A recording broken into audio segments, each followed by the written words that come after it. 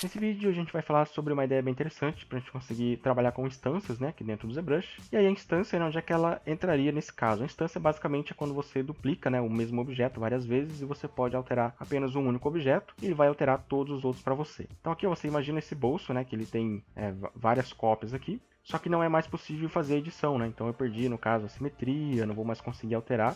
Vou ter que fazer, né, vários ajustes aqui para botar ele no centro novamente para conseguir continuar alterando. A mesma coisa aqui, ó. Essa granada eu tenho várias peças, então eu não consigo mais alterar ela de uma forma simétrica. E aí aqui entra a instância para a gente conseguir fazer várias cópias, né, desse modelo aqui. E aí para a gente conseguir criar essa instância, a gente pode utilizar de uma forma um pouco mais manual, que seria, né, criando, né, o NanoMesh de uma forma bem tradicional. Então é interessante você dar uma olhada no canal, que já tem vídeo falando aqui sobre a aba de NanoMesh, onde eu explico todas essas funções aqui. Então é interessante para você conseguir entender, né, realmente como que o NanoMesh funciona. Ou a gente pode utilizar também uma forma bem automática, né, que é exatamente o que a gente vai ver aqui nesse vídeo, que seria utilizando aqui as macros. Então que é interessante que é uma forma, né, meio que automatizada de você criar algumas coisas, né, sem ter que ficar ali fazendo aquele trabalhinho chato, né, de repetição. Então nesse caso aqui a gente vai utilizar a macro Create Instance Subtool. Então aqui a primeira coisa que eu vou fazer, eu vou esconder, né, esses caras aqui embaixo, porque a gente não vai utilizar eles agora. Então esconde aqui os bolsos, inclusive também essa arminha e também esses bolsos aqui de baixo. Então eu tenho o modelo criado aqui.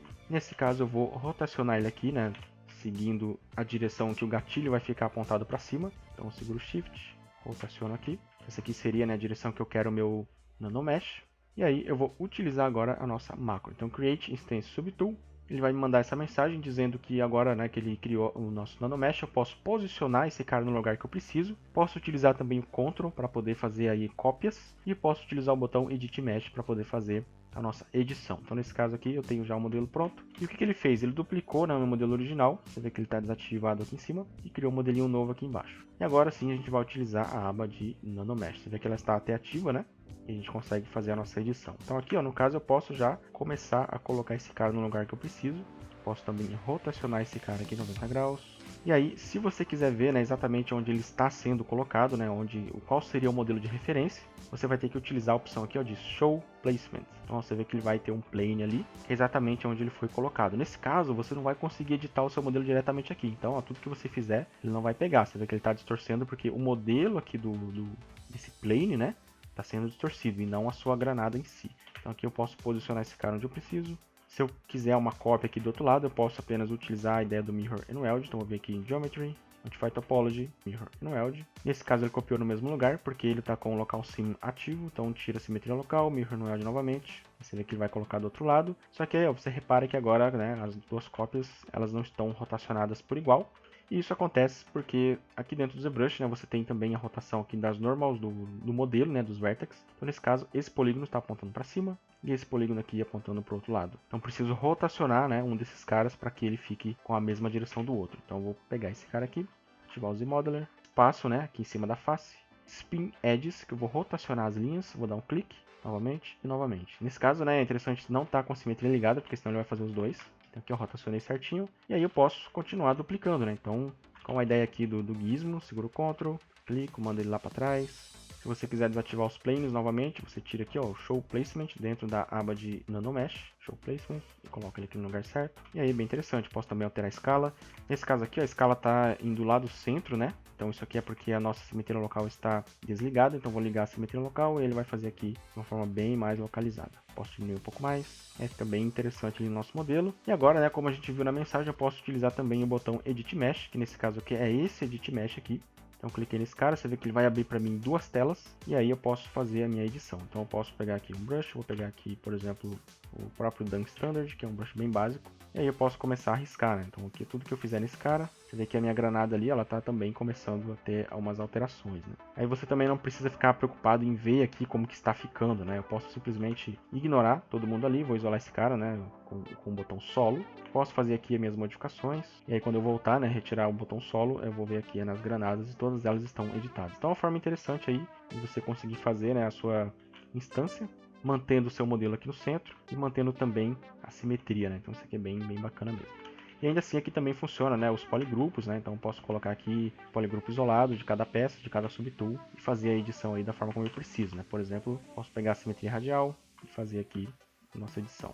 Volto aqui novamente com os polígonos e eu tenho ali a nossa granada editada. E aí, depois que você terminou a sua edição, né, você precisa finalizar o seu modelo, por exemplo, mandar esse cara aqui para fazer a retopologia, né? Porque você já sabe que ele vai ficar legal aqui no modelo. Então, esse modelo, por exemplo, já estaria pronto.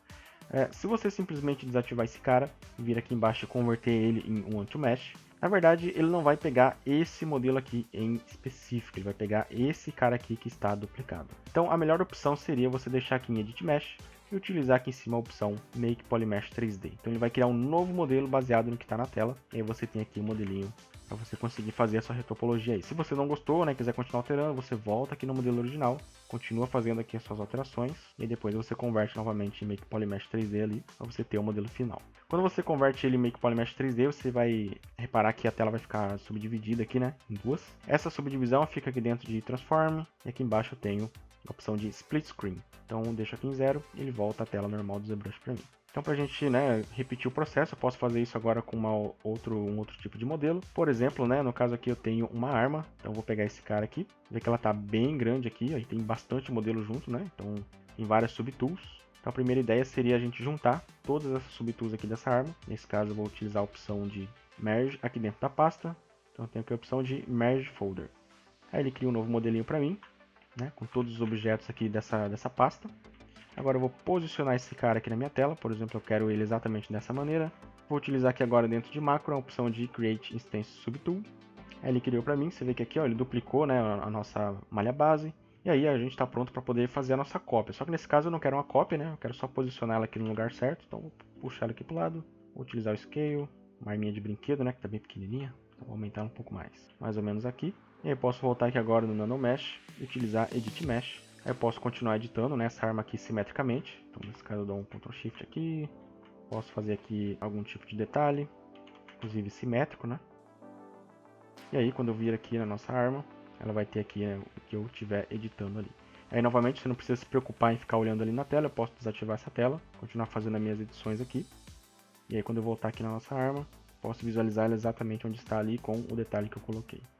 E aí, para finalizar, né, já que se eu tiver em mente que essa arma aqui já está pronta, eu só vir aqui em cima, Make Polymesh 3D, e aí eu tenho aqui a nossa arma finalizada, pronto para fazer a retopologia. Aí sempre lembrando, né, que tudo que você criar, ele tem uma cópia aqui em cima, só que essa cópia não é mais útil, né, porque você já vai estar utilizando aí a malha base do próprio NanoMesh. E aí uma última ideia também, a gente pode utilizar aqui com o bolso, né, da calça, que a gente tinha 4 bolsos aqui embaixo. Então eu tenho aqui também o modelo original, seria esse cara aqui, que ele está bem quadradão. Eu vou criar também um nanomesh desse cara. Então vou posicionar ele aqui, né, da forma como eu quero que ele apareça no modelo.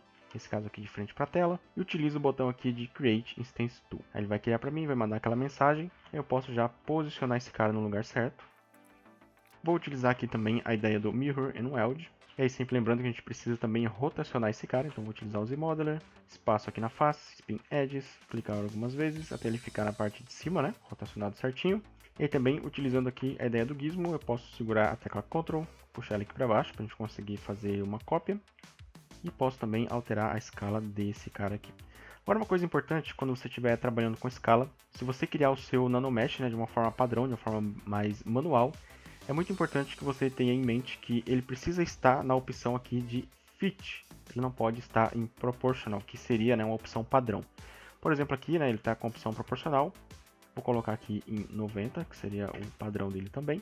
Só que aí o que acontece? Quando eu escalonar, né, somente um único polígono, ele não vai fazer a escala, né, de uma forma individual. Por exemplo, aqui eu posso selecionar somente um cara. No caso aqui eu vou selecionar somente esse, inverto a máscara. E agora ó, você vê que ele vai escalonar e ele está mexendo todo mundo. Então ele está fazendo essa escala de uma forma proporcional, né, para todos os modelos aqui.